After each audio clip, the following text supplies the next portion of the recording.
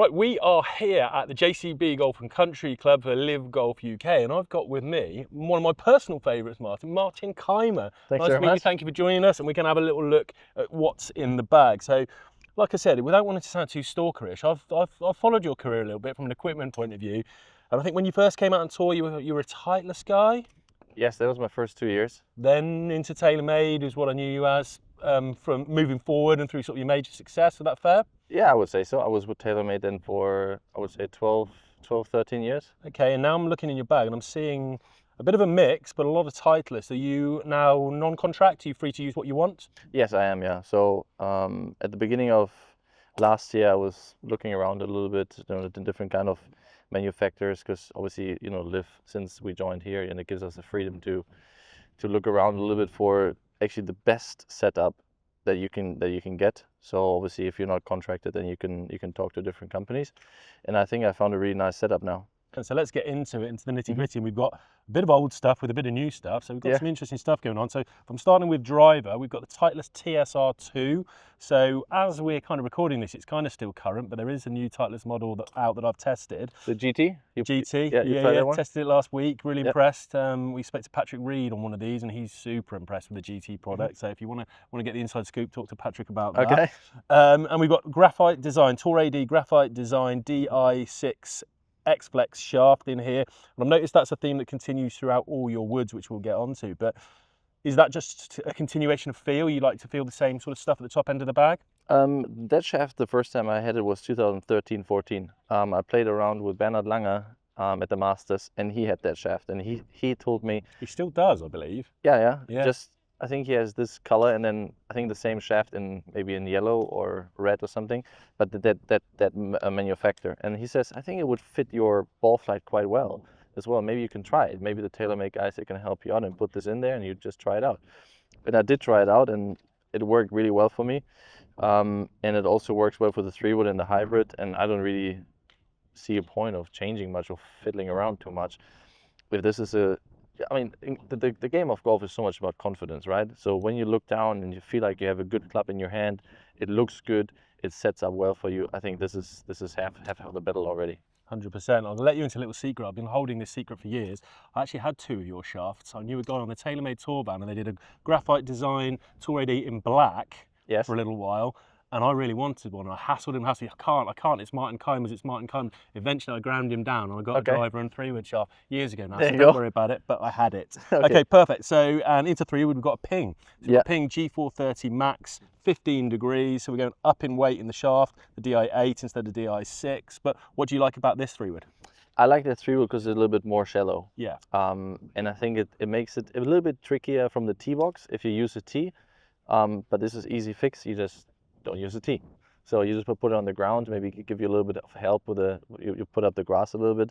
But I feel like it's fairly easy to hit from the fairway. It slides quite nicely through the grass. That's why I have the Ping in the back. And you want to go to the hybrid? Yeah, let's move down then. So perfect. Yeah. So we're going through, we've got driver 3-wood, we're into the hybrid. Now we've got a really old model here, which I love this one. We've got TaylorMade SLDR, and this has been in your bag for quite some time, and may I say you look after it. 2013, so we're past the decade now. May I say you're looking after it very well. It's not looking too bad, is it? We changed the shaft 2 or 3 times because obviously a few things happen to the shaft over the years, but the head still looks pretty good.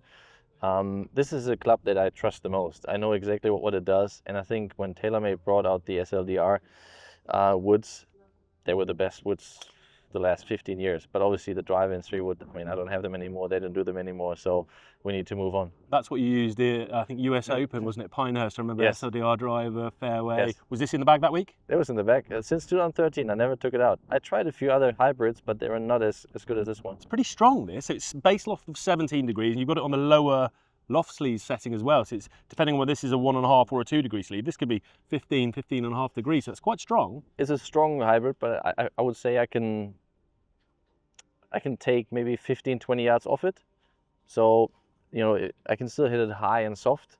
So that's why, even though it says lower and has very little loft for a hybrid, but I can still hit those soft fades into the green. A versatile old favourite. So into irons now, we're into Titleist. So we've got the new T100 model.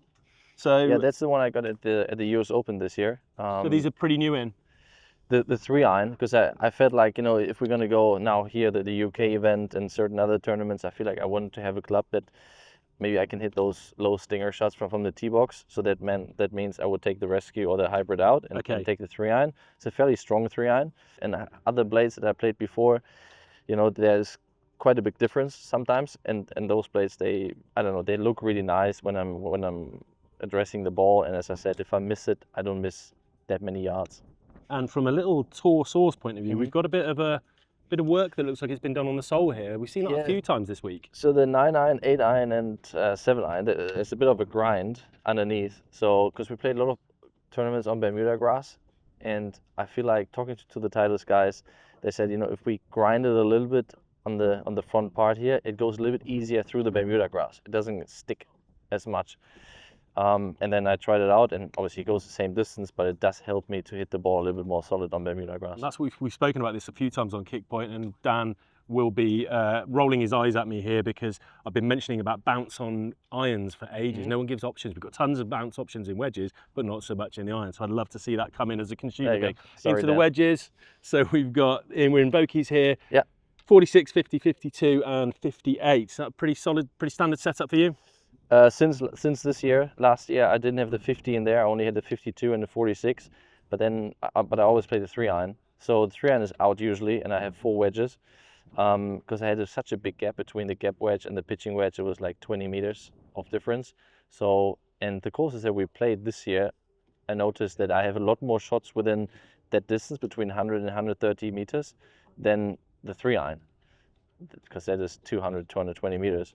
So I add that wedge, and I put a lot of work into it with the TrackMan to figure out, okay, what can I do?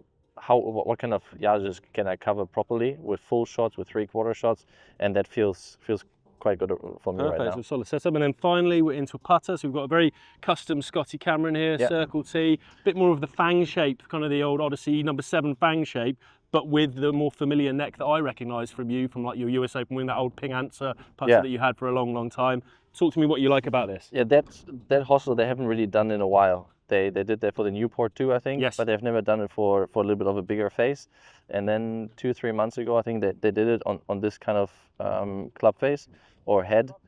And I went to Warburn, worked with the guys at Scotty Cameron, and then they built that putter for me, and it's very stable. It's not face balance, not quite, but I don't like face balance always, you know. But if it's just in between face balance and normal, I would say then that would be great, and they could make that happen, and I'm very happy. And do we still have the old Ping Answer somewhere knocking around? It is still around. I have it in a little cupboard with a glass around it, and I have all my trophies written down, you know, little plaques or plaquettes. How do you say in English? Plaques. Yeah. Plaques. Yeah. With all the trophies that I won with this putter, because. I mean, good memories, right? Very good memories, yeah. Perfect. Well, that's brilliant. Thank you. You've been really generous with your time. No problem. Thanks for joining us, Martin Kaymer. Thank Play you. well this week. Cheers.